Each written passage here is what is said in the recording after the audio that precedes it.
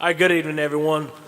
We'll call to order the Pennsylvania County Fire and Rescue Commission meeting Thursday, April 17th, 2025 at 6:30 p.m., 39 Bank Street, Chatham, Virginia. Call the roll, please. Jimmy Atkins. Here. Ben Meeks. Here. Alan Casper. Ward Rowland. Here. Tim Cassell. Here. Brian Shields. Jason Lovelace. Kermit King. Here. Steve Stallings. Here. Coleman Mayhew. Here. Bert Sellers. Thank you. We'll observe a moment of silence and then we'll stand for the pledge.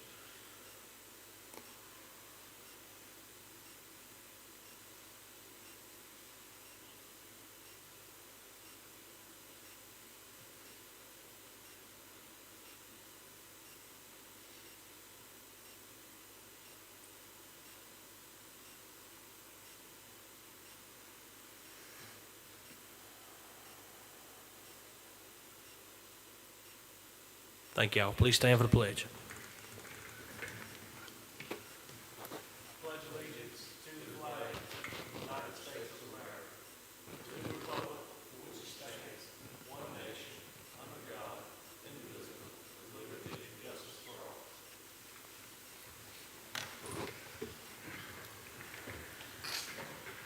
All right, brings us down to item 5. Any additions or revisions to the agenda?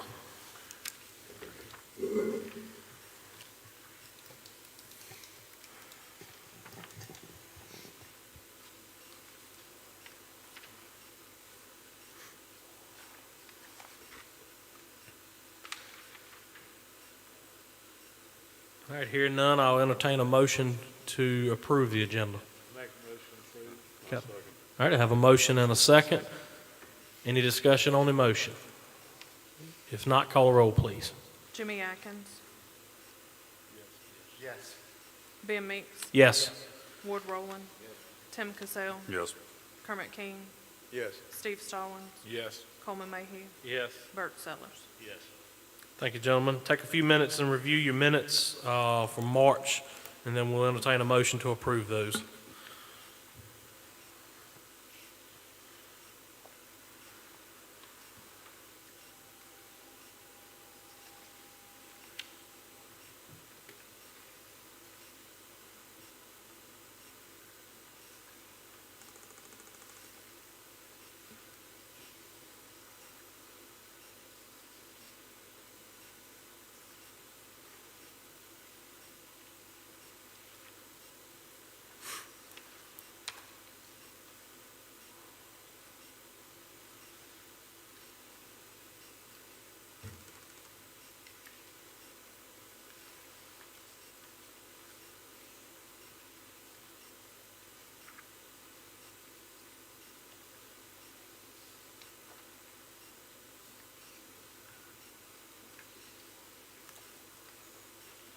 All right, I'll entertain a motion for the minutes approval. Make a motion to approve then. Got a motion to approve the minutes from March? There is second by Vice Chair. Okay. Any discussion on the motion? Call a roll, please. Jimmy Atkins. Ben Meeks. Yes. Ward Rowland. Tim Cassell. Yes. Kermit King. Yes. Steve Stallings. Yes. Coleman Mayhew. Yes. Bert Sellers. Thank you, gentlemen. That passes.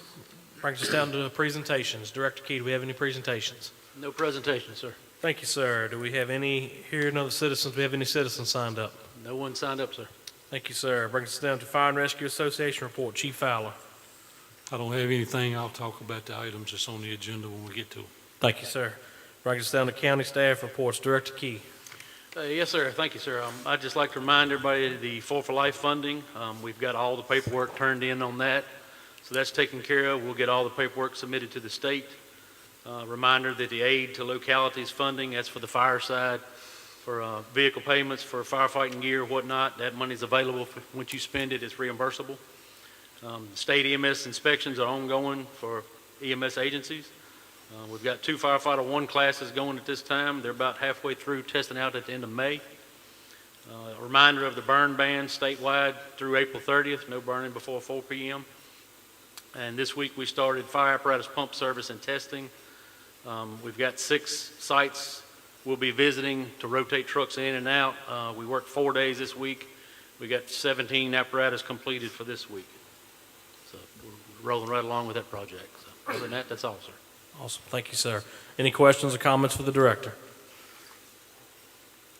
I'll just state the Fire One classes, from what I hear, is doing really good. One at Blair's, one at Gretna, and they're progressing well. So hopefully we'll do a graduation here soon for another 40 firefighters. All right, brings us down to unfinished business. Is there any unfinished business from the commissioners?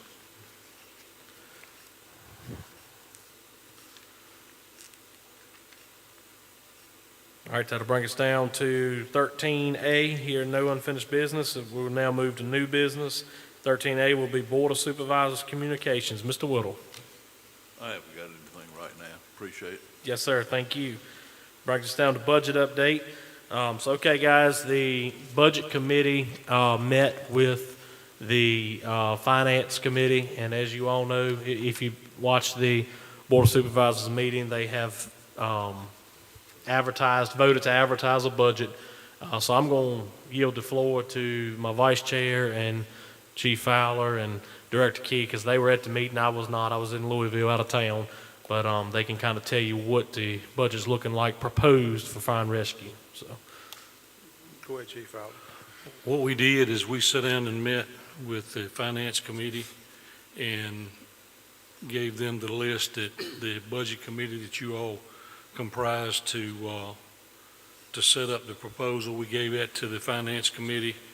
They agreed to try to incorporate some of that in the budget, and they've put it in their proposed budget that they've put out for, I guess, first reading to the public. Is that the right way to say that? And so it's an ongoing process. Nothing's formalized yet. It's just been proposed so far. And, go ahead. But what I will say, and I know this is all contingent on being approved by the board, so, we gotta wait. But I was happy to be a part of that process going to the Finance Committee meeting. And if you don't think these guys put some work into it, it's kind of, I know I've been a part of doing some of the budget and some of the insurance and everything, but when you go in there with all your, everything on paper, like I said, I want to commend Chief Fowler, Chief Meeks, they've done a good job trying to get this budget together. And, our supervisors, they were responsive to us. So, everything went well. But thank y'all for the work that you do. And if you get a chance to do any or be on these committees, take the opportunity to do it. It'll help you understand it a lot better. Director Key, you got anything to add? No, I think from the public hearings, I think are scheduled for May 13th, and then the approval, I think, is the May 20th board meeting. So we'll know definite at that meeting unless anything gets delayed. So. Well, I appreciate Director Key, Chief Fowler, Vice Chair King, Damian Maracas, Bobby Higgins, Scott Hutcherson, all those folks played a part. And then obviously the association and the commission, and can't leave out our Board of Supervisors. It looks like just about everything we asked for, they're at least attempting to fund increase on some of it, definite increases on a lot of it, trying to help us out where they can, so we can keep our operations going for this critical need for the citizens. So thank you to the board and everybody that played that part, and hopefully we will have an approved budget. I guess by the next meeting, we should know if we've got an approved budget, and we'll be able to read that out. Is there any questions or comments for the ones that was on the committee? All right, hearing none, it brings us down to 13C, apparatus inventory. Chief Fowler. We've had one department lost a piece of equipment, wrecked a vehicle, and I think some of you have been apprised of the fact that or replacement cost is not exactly replacement cost the way I had it in my mind. Replacement cost is the value of that vehicle at that given time. So at the end of the day, it's a high possibility that somebody that lost an engine could really be in trouble trying to replace it. If you unexpectedly lost an $800,000 to $900,000 fire truck and you received $300,000 in insurance, you could be in deep trouble. So in that discussion, we had that discussion in the association meeting, and some of that was talked about in the Finance Committee meeting with Vice Chairman King and myself and a couple of the supervisors and Mr. Shorter and Director Key.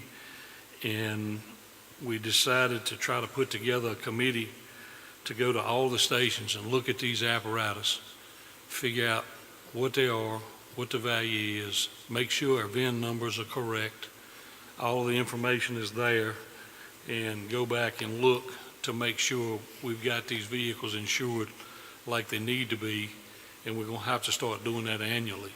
That hadn't been done in the past, so we're going to have to start doing that annually.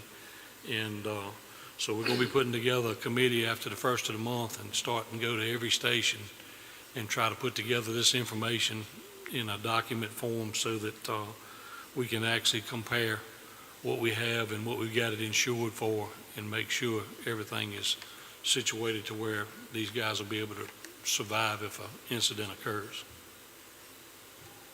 I think what we found when we was running into, and we talked about the Finance Committee meeting, that, when you buy a new piece of apparatus, you got to sign a contract for 2 years out. And that's for this price. And once you take delivery of that piece of apparatus, if something catastrophic happens to it, you can't replace it for the cost that you paid for it. Because there's probably anywhere from 7 to 10% increase a year, and you could be 20% in the hole before if something catastrophic happened to that piece of apparatus. Before you made the first payment on it. Before you made your first payment on it. You could be upside down in it before you even rolled it out the door the first time. Yeah, it's a real scary thought. You take Brosville, they was here last month in front of us asking for some of the emergency fund, which was $4,000, which won't pay for a door on one of those custom cab engines. But their response truck wrecked going to a call, and they got half of what it cost to replace it, basically. So, and that wasn't that old of a truck. So it's a scary thought of what it could do to some of our agencies, or just about all of them. It would cripple them financially, unless the county was able to step in and come off a big chunk of change. So we're going to have to figure something out there, hopefully, to work with our insurance. Does anybody have any questions for Chief Fowler? Chief, do you need anybody from the commission to be on your committee? I've asked 3 chiefs from the association, and I asked Director Key if I could steal Scott Hutchison to travel around with us, because this is going to be something that's going to take probably a month and a half to do, to go to 21 stations as well as the independent rescue squads and do this inventory. So we're going to try to put it together and do it that way. Okay. All right. Everybody good with that? We'll wait for the report back. All right. Thank you, Chief. All right, moves us down to the CSR update. So I want to give everybody a quick update. The go live date for the state was supposed to have been 2 days ago, but or that was, unless your area hospital gave an extension. And so I am proud to say that most of our agencies are either have went live or basically ready. I think we've got one agency left in the county now that doesn't have their DEA license, which is pretty much your last step. You got to get your CSOS, but that's no more than an overnight thing on the computer and get your drugs in. The good thing is Centra and SOVA agreed to a 30-day extension on the drug box program for the agencies that were not able to meet the 15th deadline. And I'll just be honest with you folks, one of the biggest hurdles we've run into, and Chief Fowler can talk on this, and Chief Maracas and Director Key can as well, is getting the drugs. You try to order drugs, there's a drug shortage nationwide. And then when you're up against hospitals and stuff like that that's ordering drugs by the truckload, little, Pity Annie Grutna's not prioritizing in getting to the front of the order. So we've run into issues there, but for the most part, I think everybody's about ready. Like I said, we've got 1 or 2 agencies that's got a few things left to do. really one agency that's got to get their DEA license. Other than that, I think we'll be ready by the end of that 30-day deadline. But the 30-day deadline was gracious by SOVA and Central to grant that. And basically all that is they are continuing to supply under their DEA license, which covers the agencies. So any questions on the CSR update? We'll say it's been a long year, a little over a year now since all this was kind of dropped on our lap. And a lot of hard work went into that from every agency and public safety and the committee I was on. I know we met a lot. So, any questions? All right. Brings us down to fire billing update. It's got my name beside it, but I don't really have an update. I put it on the agenda to bring back from last month. I think Director Key was going to do some checking for us. Yeah, I checked with Matt Evans with the county attorney's office there, and it says, he replied back to me, he said it would be best if the ordinance was modified to specifically include the state code provisions and language regarding volunteer fire billing and the insurance limitations. So he's working on that side, trying to get the ordinance to reflect it exactly, and just advised us to come back with the pricing and whatnot and references from where we got the pricing. Okay. So it would be my recommendation for the association, maybe next month, to submit a, I guess, a pricing sheet of what they would like to see. Is that what you're saying? Like Well, basically to try to give references, what everybody else is charging in the area, so we Right. can, have a reference guide. a fee schedule? Yeah. Okay, because we'd have to do that just like EMS billing. The board would have to vote on it and approve it. Okay. But I know the board asked last time for references of where we got these numbers and how we got to them, stuff like that, so. Okay, Chief, you think y'all could? Do you want No. to do you want to do a committee to sit down and put that together from different localities? Yeah, we can. I'll be glad to sit on that committee because I'd worked on that before. Do we have somebody else on the commission here that would be willing to sit on that committee?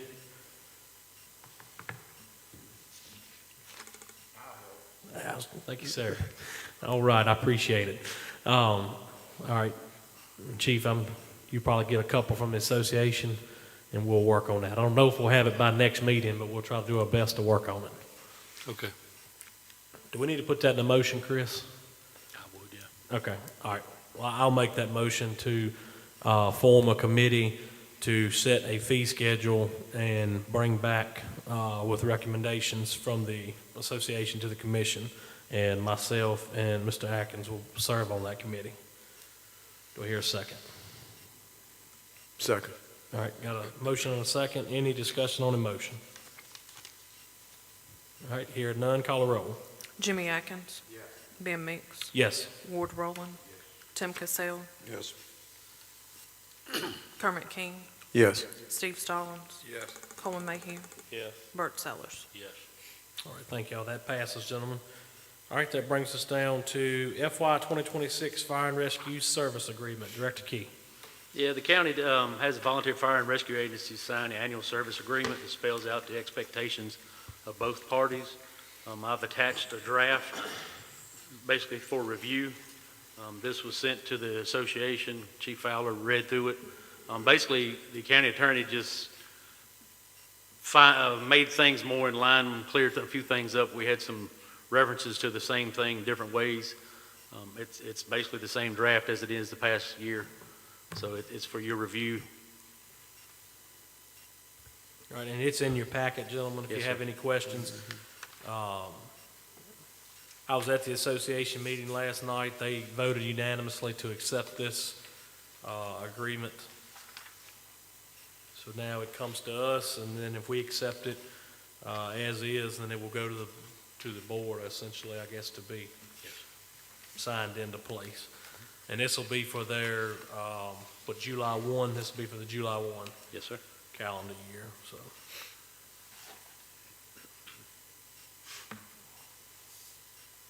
And no major changes other than grammar, so.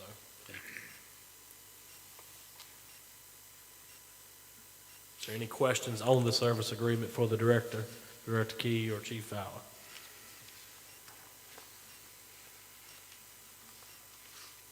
just a reminder, the service standards are still the same requirements to meet your pay, to get, in order to get your funding. So that's still in there, checks and balances, is you get your first payment, and then the second payment, and then your last one's based off, your call service. You gotta be over 70% to get your last bit of funding, and if you don't, that money's put back in the emergency fund. So.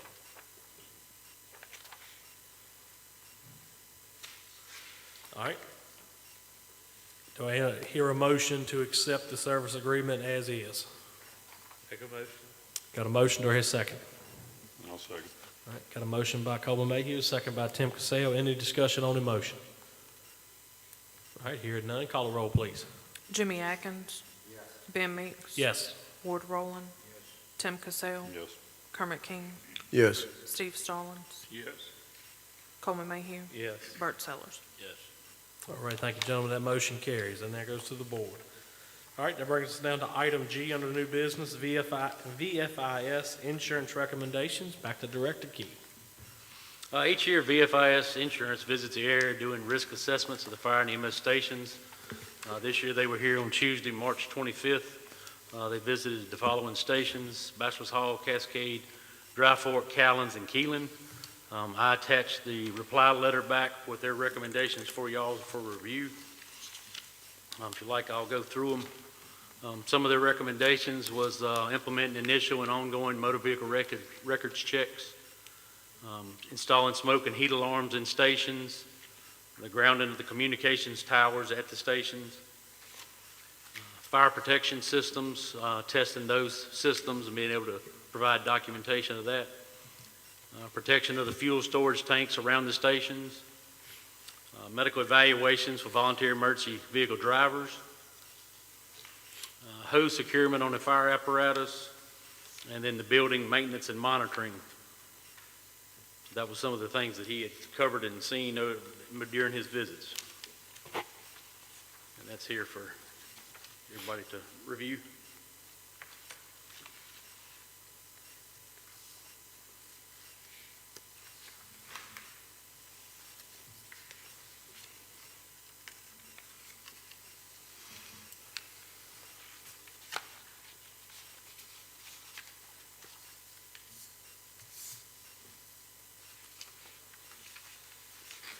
How many agencies does he have left? I know he's been going through, working his way through. This is, I think it's fifth year, and he does either 4 or 5 each year, so he's almost done a complete cycle through. I got you. I assume they'll just start back over. If we go with the same insurance, yes, sir. I got you.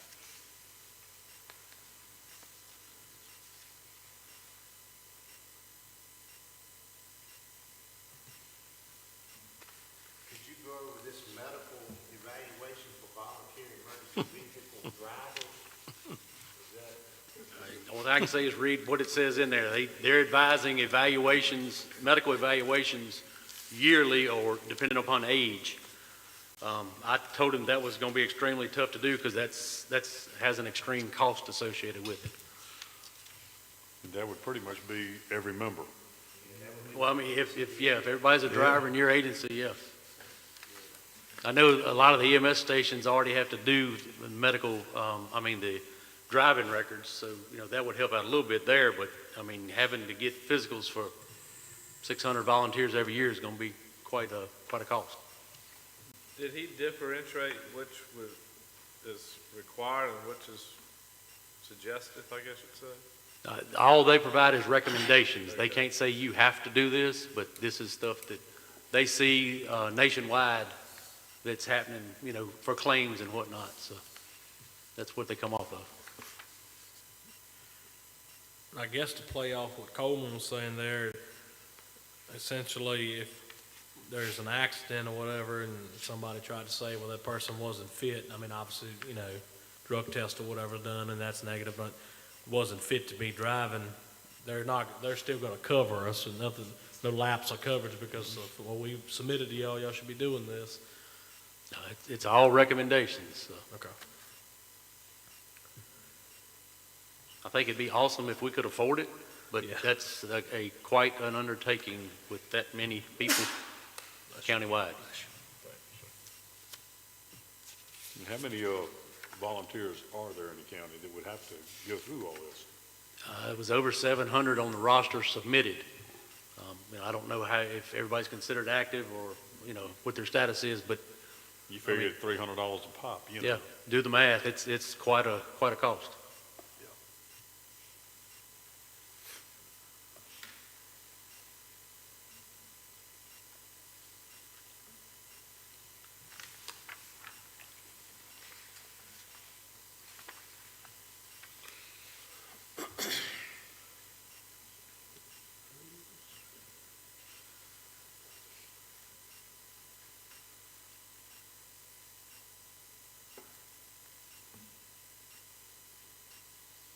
All right, any other questions on the recommendations?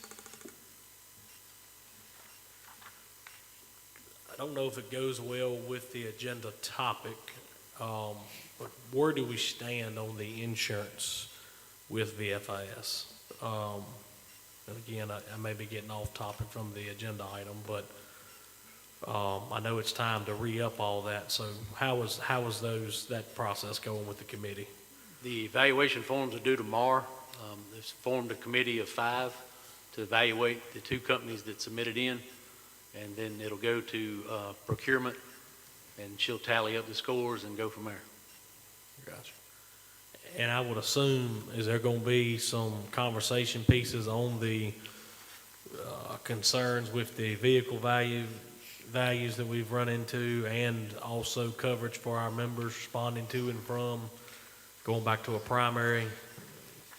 In reading the directions with the scoring sheets, we were to score those, and it gave us different categories to score them, and we to turn them back in. Purchasing is going to tally those and put together a spreadsheet, and then we're supposed to meet back as a committee and discuss that, and it gives us an option that if we want to call in the prospective vendor that we're going to look at, to ask them questions and propose further coverage as we can. Good. Yeah, I think it's definitely, we've talked about the vehicle needs there. I know they're not going to give you the price of a brand new truck for a 1993 engine, but, like what Vice Chair gave, I got a brand new truck coming here in a couple months, and if we wreck it, God forbid, within the first year, we hadn't even made a payment on it, but it's going to be 20% more to buy that truck again. It's got to be something there, how they categorize that to help us out. And then I think it's just imperative to our recruitment and retention. You need to be covered from the time you leave to the time you get home, barring no stops from calls as a primary coverage. So it's just my 2 cents on the matter, and I feel like I'm speaking for most of the volunteer agencies in the county when I say that they would agree. All right, any other discussions on the recommendations All on the right, insurance? so right now, if you have an accident, correct me if I'm wrong, on your way to a call, your personal vehicle, all they're covering is your deductible. That's correct. That's correct. And again, I don't want to get too far because that's not really what we had on the agenda, so I don't want to get too far off topic here, but something that definitely needs to be thought about. So, all right, any other discussions on the recommendations? All right, we'll move on. Brings us down to item H, response coverage stats. Director Key. Yeah, I present the past 2 weeks' stats for fire and EMS response coverage. I've included them in the packet for your review. You can see how the agencies are doing. If you had any questions, we can discuss.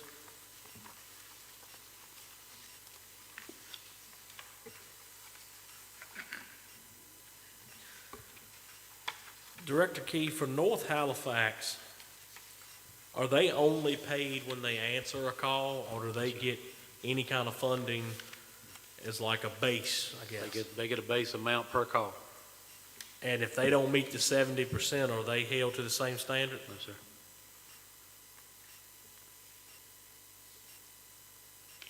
Why is that? Before my time, the way that was set up, I can't advise you on that one. I mean, because I definitely don't want to cast stones here, but if we're gonna work on our agencies, we have a county agency outside of this county that covers an area of our county that's kind of out there on an island, down towards where Coleman lives. He can speak on that. And they're in the 60% here. Again, not casting stones. I like those folks down there, but in order to get you base funding for our departments, they have to meet the 70% standard.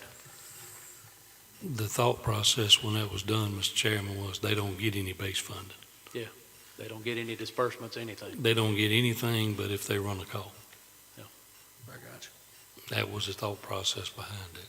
I got you. But that's, I guess that's maybe what I didn't understand then. So they don't get any base funding? No, sir. Okay, I thought you shook your head. Yes, my bad. No. Scratch what I said then. No, I North Halifax and Danville Lifesaver Crew gets no base funding. They only just get paid when they paid run per a call in the is all they county. get. Yes, sir. Okay, hey, I'm fine with that. Like I said, I thought they were getting some base funding because I was saying, well, that's not fair to our agencies. So I got you. All right. I apologize. Any other questions on the response rates, statistics?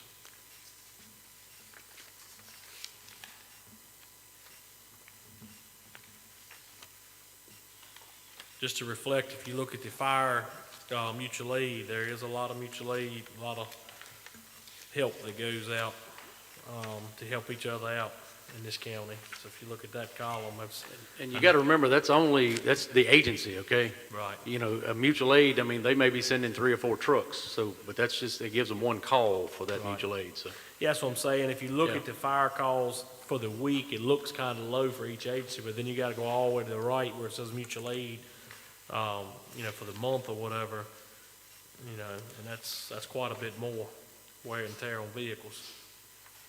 And most of that is responding to structure fires or brush fires, so. Yeah. Okay. Any other questions before we move on? All right, hearing none, it brings us down to item 14, other matters from the commission members. So we'll start over here with Director Key. Nothing to add, sir. Ms. Caldwell. Nothing. Okay, Mr. Ward Rowland. Mr. Stallings. I'm good. All right, Mr. Cassell, make sure nobody's beside you. I've got nothing. Okay, Mr. Colton Mayhew. I'm good, thanks. We're making record time tonight. Chief Fowler. I'd just like for you all to keep your volunteers in your thoughts and prayers and understand these folks are out day and night. They're away from home, providing services and meetings. I know it gets old, I promise you. I've been in one every night this week. But that being said, keep them in your thoughts. They provide a great service to this county. And the other thing I'd like to say is thank you to the supervisors for being kind enough to listen and take input. Thank you. Thank you, sir. Supervisor, Mr. Whittle. I'm good, thank you. Thank you, sir. Mr. Summers. All right, Mr. Atkins. I'm good. Vice Chair King. No, just like to thank you for what you do, all the volunteers, and keep up the good work. And Chris, correct me if I'm wrong, is this Telecommunicators Week or next week? You're correct, sir. Okay, thank you to all the dispatchers and telecommunicators that we got, that start the ball rolling for us. They're doing an excellent job. Thank you. Thank you, sir. Yeah, just to echo a few of those, thank you as I always do to our volunteers. Like Chief Fowler said, this is my 3rd meeting this week. But right now, firefighter one's going on in my station. 16 or 17 firefighters are there training, several instructors, several of my guys there giving them a hand. And that's, it goes on all over the county, training, fundraisers, and calls, tons of calls. So appreciate what the volunteers are doing. Thank you to Director Key and his staff. Thank you again to the Board of Supervisors. I've said it and I'll say it again. I think we've got one of the best boards right now that we've ever had in my last 16 years of doing fire and rescue to try to at least hear us and help us where they can. So I appreciate their work, the county staff. And again, the first dispatchers really are the true first responders. They're the very first ones that hears the emergency and starts routing the call and has our back. So we appreciate the first responders. The first dispatchers. And again, just, it's a lot of people out there hurting in our communities. I've referred 2 or 3 folks this week to the director and to Casey for the community paramedicine program. You know, it's a lot of folks out there in our communities that need our services, and I just appreciate everybody here trying to keep all that going. So, thank y'all, and, yes, sir. I'm sorry for backing up. Oh, you're good. But I just wanted to let everybody know that we had 2 of our charter members at Callens they retired last month. My dad, Kermit King Sr., and Junior Amos. They was 46 years. And they were charter members. They started when it was nothing. So they just officially retired last month. Congratulations to them. That's awesome. We need to make sure we let the board know that resolution there, maybe. Well, is there any other comments tonight? If not, I think we made a record, y'all. Done it about 35 minutes.